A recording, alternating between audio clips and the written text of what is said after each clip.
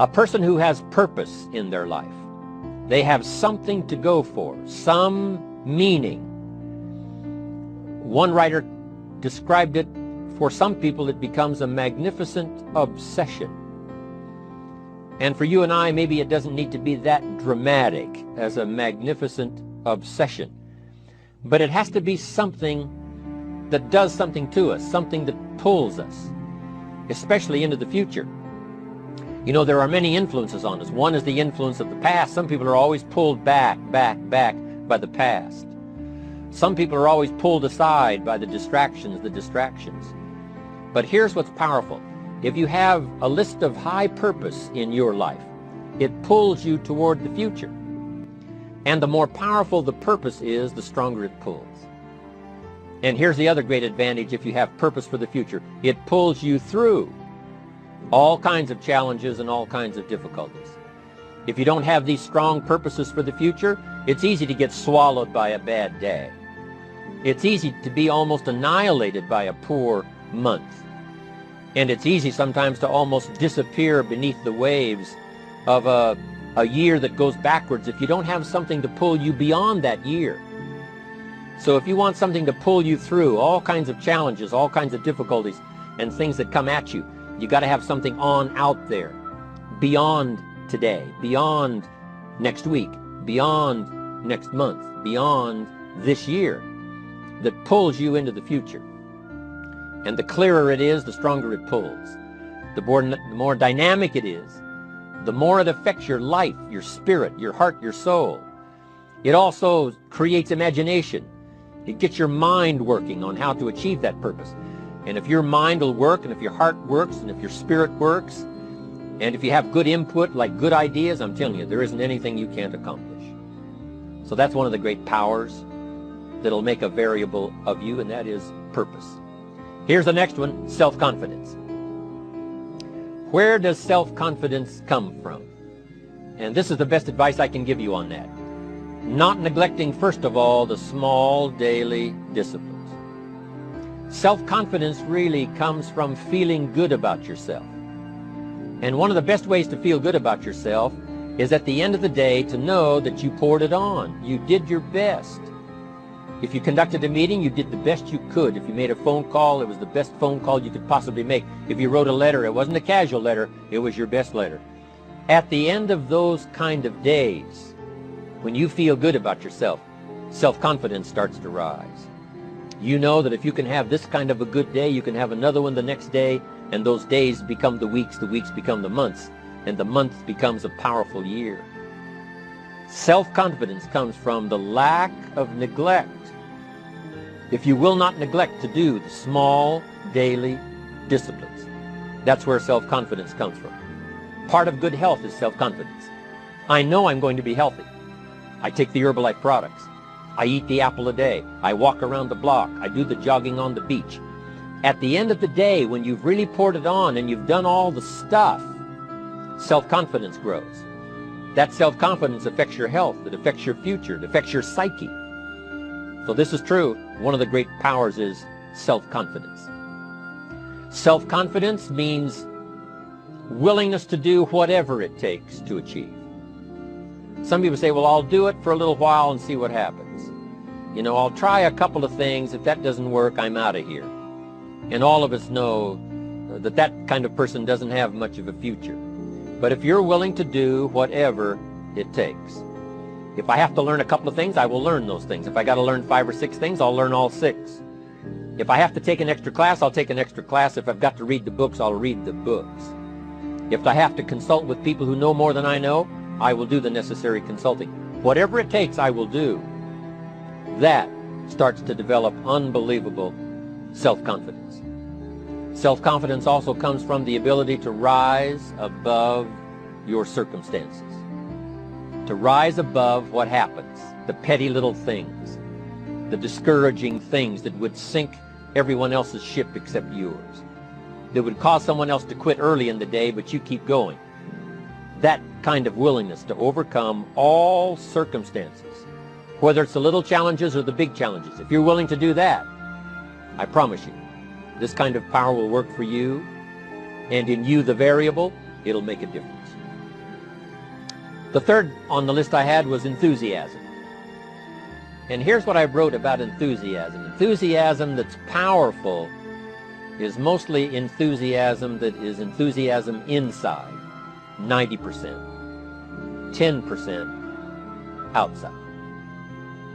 We all know what the enthusiasm is like when somebody lets us see their enthusiasm, which is like the 90%, and only 10% of it is inside.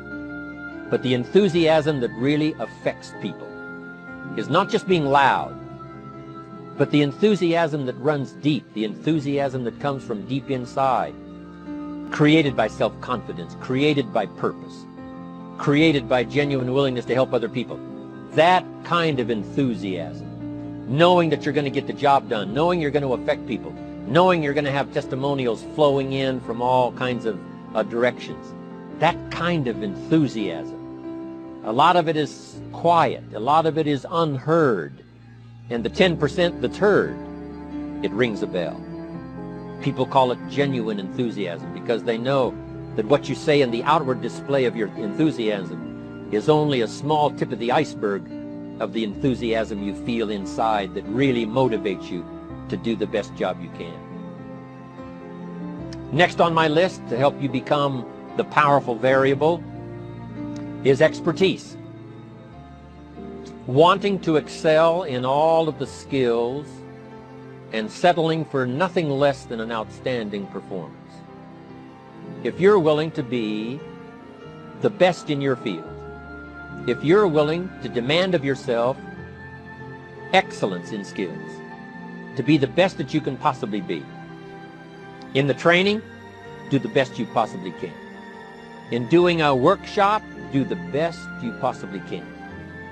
Developing the skills of using your personality, developing the skills of language, developing the skills of influence, developing the skills of organizing. If you're willing to be an expert in all of the skills, Herbalife has the way for you to invest those skills and not only make a handsome living, not only make a lot of money, but if you would so desire and if it would be your purpose, a chance to make your fortune. Expertise, excellence in skills.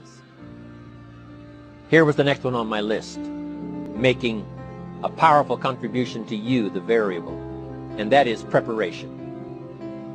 Well prepared. And preparation, of course, involves a whole lot of things.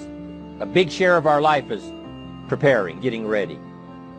When we go to the first grade in school, we're just preparing for the second grade. After we've finished 2 grades, the 2 grades prepare us for number 3. Sometimes it seems like a long, excruciating time. And the time will just seem like it'll never come when we can finally have the performance that we really want. But it takes time to prepare. It takes time to get ready. And the decisions you make in the preparation time, those are the decisions that last for a lifetime. Preparing to have a good day. It's that preparing, maybe the night before, maybe the couple of days before the day that you're going to put everything together. The preparation for a meeting means that you've taken it serious. The preparation for doing a workshop means you're serious about the workshop. You want to make the best contribution. That kind of preparation is important. But here's preparation that's very vital, and that is to prepare yourself for success.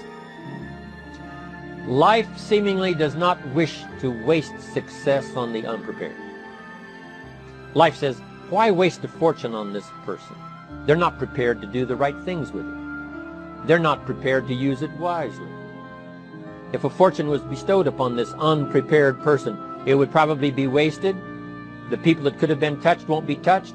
What could have been done won't be done because this fortune will have been wasted on the unprepared person. So not only look for fortune, not only look for the promise, but prepare yourself. And ask of yourself, what can I do to make myself ready? Because remember, life was designed not to give us what we want, not to give us what we need, but life was designed to give us what we deserve. Every value in life must be paid for, and those that pay are the ones that get it. It says those that give receive. Someone says, I wish to receive, I wish to receive. You don't have to concentrate on receiving. Just become a good giver. It says those that search will find. Someone says, well, I need to find some good ideas to help change my life for the future.